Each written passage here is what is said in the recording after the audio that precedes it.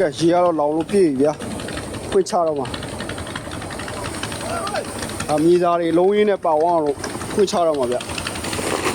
ချပြီ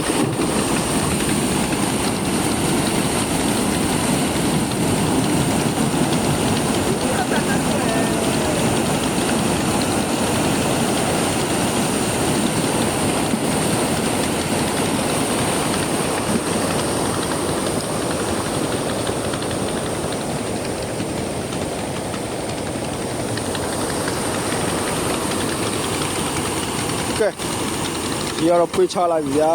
ကြောက်လိုက်ခောက်အောင်မရှိတော့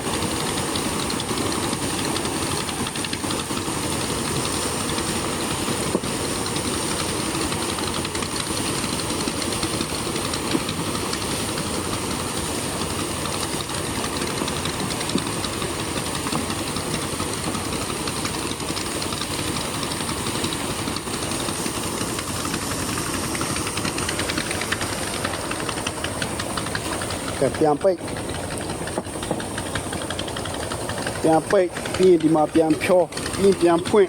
ဒီလိုမျိုးပေါ့ဗျာကြောက်စိမ်းမျောတိုက်တာတော့ဒီတိုင်းလုပ်ရတယ်ဗျကြောက်စိမ်းမျောတိုက်တာပေါ့ဗျာ